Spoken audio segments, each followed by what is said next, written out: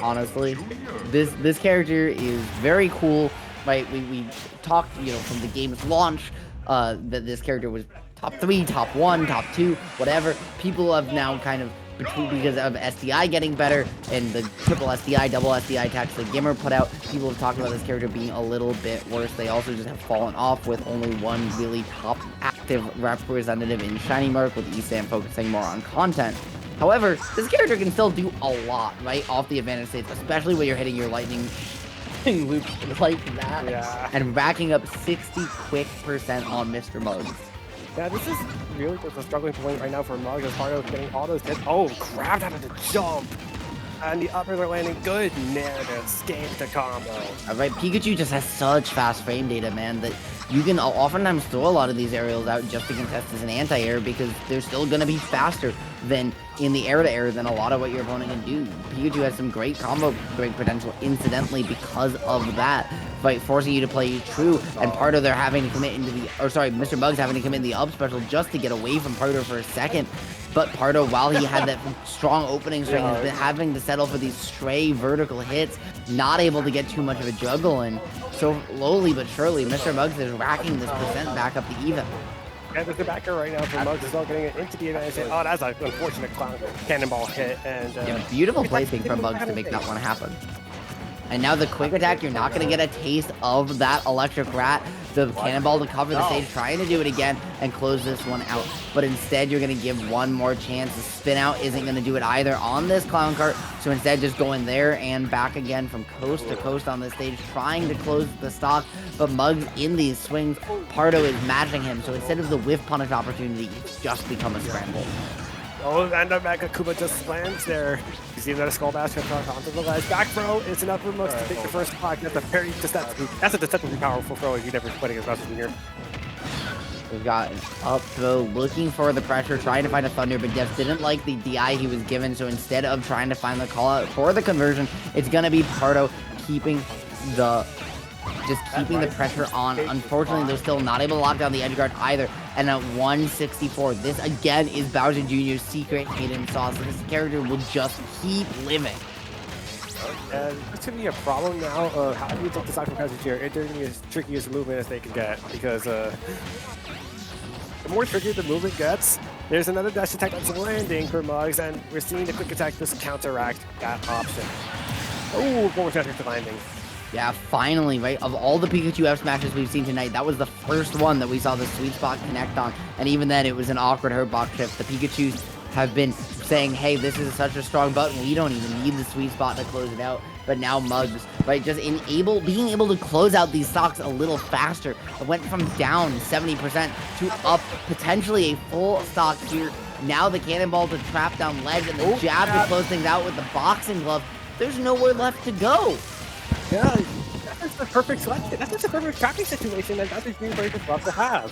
And now it's up to Muggs to finish off the stock because, Pardo's not letting off the gas. That downer, unfortunately, going to catch the Legend's instability, but we're going to see another forward air land, Pikachu's not out of the quite yet. Oh, here goes the combos, and only 2 up airs. Now, once again, right, trying to use these cart dashes, we saw this happen earlier in bracket as well from Nimbus, right? These jumps to bait out, to feint some of these approaches, and even though this time Mr. Muggs did get stuffed out, did get put in disadvantage for it, even then he's able to answer back with a vengeance, trying to connect the alley-oop into the wand to close it out, but just missing the mark, so having to try it one more time here, Supernova. Okay, one more time we gotta celebrate, but maybe we just gotta reset it, because once again, Pardo's in the vantage state, but it has to retreat to get the horse. That's due to how that clown car side B is performing for Muggs, and the up air is not doing enough for the stock quite yet. That up air, no. I was gonna say, that up air caused Pardo to find out the hard way that Clown Guard does actually have a little bit of armor on it, right? Because it does just fight its way through that up air at the end of the day, keep things going, and now Pardo having to answer back from kill percent, right? Pikachu very capable of finding these 0 to deaths, especially off of back air, but you're gonna instead get caught out by the down tilt, and apparently, we're gonna have to be asking the Koopalings a whole new question, my friend. What does a Pikachu taste like? I don't know if I want to ask that question to the mouse Pokemon. I'm not sure if we want to find out the answer. I think they probably test a little bit gamey. Okay, and yeah, that was just another situation where it was like the Pikachu quick attack was trying to go to the stage instead of the ledge, and that's like the hard thing about Pikachu. It's like, do you want to go for the quick attack and rely on the hitbox to save you, or do you just want to go to the ledge for even more safety? And Bowser Jr., right, with this armor and being so heavy, is a character that can kind of be deceptively hard to make that decision against, because you can find, you know, especially the Mecha Koopa as well, if it's in hand, just so many opportunities to find your way out of these combos to armor through things, and that if things aren't true, that you can get punished really hard for some of these reversals. That high platform almost causing a terrible one for Pardo, but he's able to reset, get out of dodge, but still just not starting off as fast as he did last game, and that could be disaster here with how Muggs answered back. And the forward air lands. Oh, unfortunately, there's not the second one to land. Okay, that's an awkward situation to get a quick attack from, but that is a follow-up from the up B to the forward air off of the clown car. Yes, sir. The alley-oop, right? We've seen players fishing for it, whether Nimbus or Muggs, and while we finally, in game number 5 of those players have seen one connect, now the wands again on this up air, just racking up so much damage, and Pardo just hasn't been able to land in this game too. Ooh, you are running out of a landing strip to do it with too, because as this percent climbs, you have to try and find a way to pin down this Bowser Jr., who on this wide stage, right, can continue to Koopa Car, especially with this platform layout, side to side, and keep things going. But the down air, when it matters most, you're going to give yourself a chance back in this one. Yeah, that down air caught you mid-conversation, and that's just how Pardo's going to give us all a silencer, but Muggs silences us back with that back air. Yeah, these players really said, we don't want our casters to talk right now. We want them to sit in awe at how fast these stocks are just disappearing. These two are full on we are going to just fight, and we're going to scrap it out, and we're going to win by the sword. We're going to die by the sword. Or so far, just racking up the damage. But Muggs, the one with the upper hand here. Pardo, though, with the edge guard opportunity, not able to convert it, though, and the answer back coast to coast from Muggs. That off the wand could have been disastrous, and the scramble. Pardo just needs to take a breather. He does, as he's a stock now, and if he loses his stock, he's out of the winner side bracket, and it could get disastrous. That's the big back here, not going to quite catch the stock quite yet. Quick attack does find his way back. And being up a little too high there, Supernova meant with good DI. Muggs was able to angle himself to the top blast on the Mecha Koopa. But dash attacking into the up smash. Even with that extra room, it doesn't matter. Unfortunate way to end the set. Pardo started off so hot, but just tempered off a little bit. Yeah, that should be a lesson worth learning. You don't dash attack in front of a shield without risking something fast like the up smash landing, but man, that game 2 was just speed. Are we sure that neither of these are a Sonic player? Because, man, they were playing like they gotta go fast.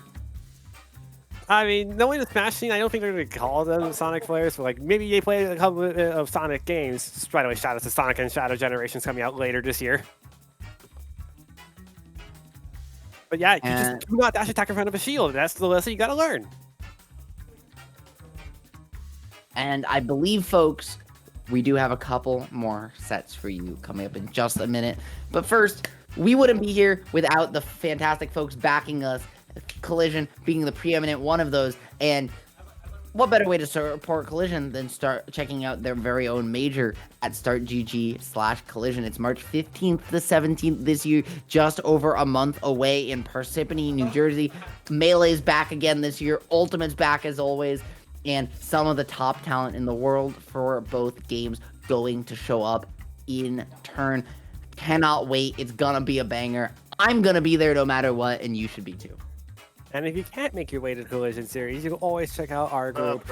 You know, the production is always great as always. We as the casters do our job as great as we can. StarGG's always been like on top, and we are ready for any situation. Go ahead and follow us on Twitch.tv/Collision Series if you haven't already. Check out your social media on Twitter. And if you happen to miss some sets, you can watch the VODs the day later on YouTube. I want to play so bad. And hey, while you're keeping up with places and ways to support Collision, I'm sure if you follow them on those socials, you'll get notifications every single week for Fusion happening on Mondays with bracket. I'm done with this. I'm gonna pack up. Starting at 7, doors opening at 6.